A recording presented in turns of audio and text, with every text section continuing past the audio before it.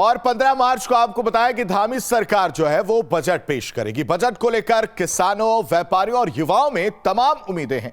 आइए जानते हैं बजट से नैनीताल के लोगों को आखिर क्या उम्मीद है।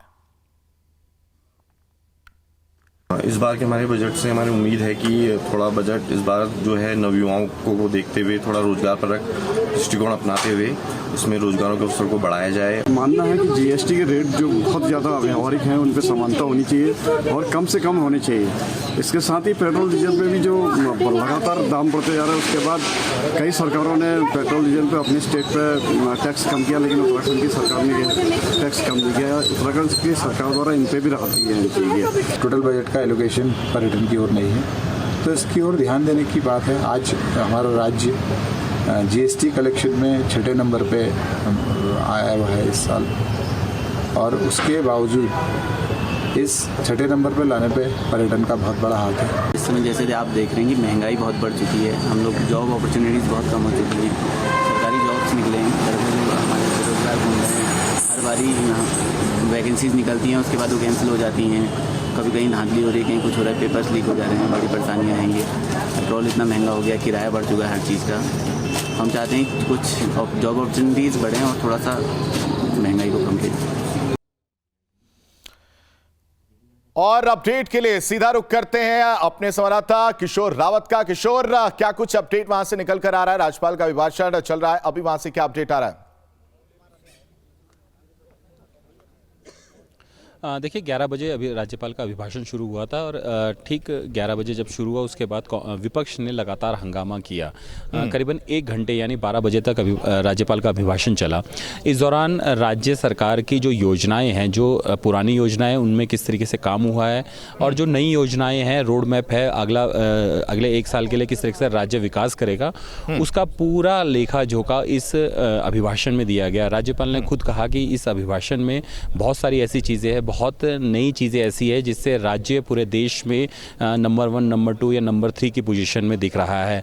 ये अभिभाषण जो प्रारूप है ये सरकार के कामकाज का है और इसमें बेहतरीन काम हुआ है। वही मुख्यमंत्री ने भी कहा कि अभिभाषण में हर वर्ग के लिए कुछ ना कुछ रखा गया है, हर वर्ग के लिए कुछ ना कुछ योजनाएं रखी और जो योजनाएं हैं लगभग कई ऐसी योजनाएं हैं जिनमें 80% से ऊपर काम हो चुका है, 50% से काम हो चुका है। तो इस अभिभाषण में सरकार का रोड मैप तैयार किया गया और ख़ास बात यह है कि राज्य जिस तेज़ी से विकास कर रहा है उसके बारे में इस अभिभाषण में सब कुछ दर्शाया गया है। जी किशोर, साथ ही साथ ये भी जरूर जानना चाहेंगे कि अभी प्रदर्शन को लेकर क्या अपडेट है? क्या जो कांग्रेस के विधायक वो प्रदर्शन करते हुए नजर आ रहे हैं? क्योंकि रितु खंडूरी ने ये अपील की थी विपक्ष से भी कि राज्यपाल के अभिभाषण के दौरान कम से कम शांति बना रखे, लेकिन हमने देखा कि राज्यपाल का जब अभिभाषण चला था उस दौरान भी हंगामा और शोर शराबा सुनाई दे रहा था।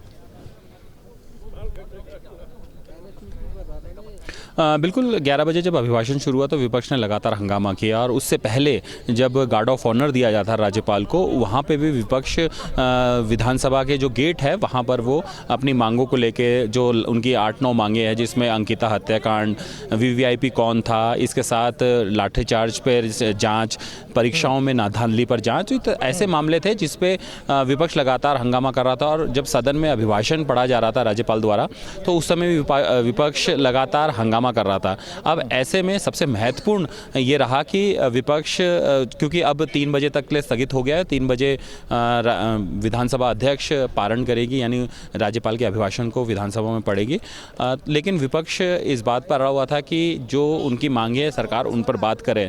लेकिन अब ये ज़रूर है कि लगातार जिस तरीके से अभिभाषण हुआ और लगातार विपक्ष का हंगामा हुआ तो उसमें अब आने वाले दिनों में जो बजट के सेशन होंगे उसमें जाहिर सी बात है ये सारी चीज़ें सामने आएंगी कि विपक्ष लगातार हंगामा करेगा या फिर सरकार से सवाल और जवाब करेगा और सदन जो कंटिन्यू नॉर्मल तरीके से चलेगा। जी किशोर, कैबिनेट की बैठक चल रही थी, एक तरफ हंगामा दूसरी तरफ बैठक चल रही, उसको लेकर क्या अपडेट अभी?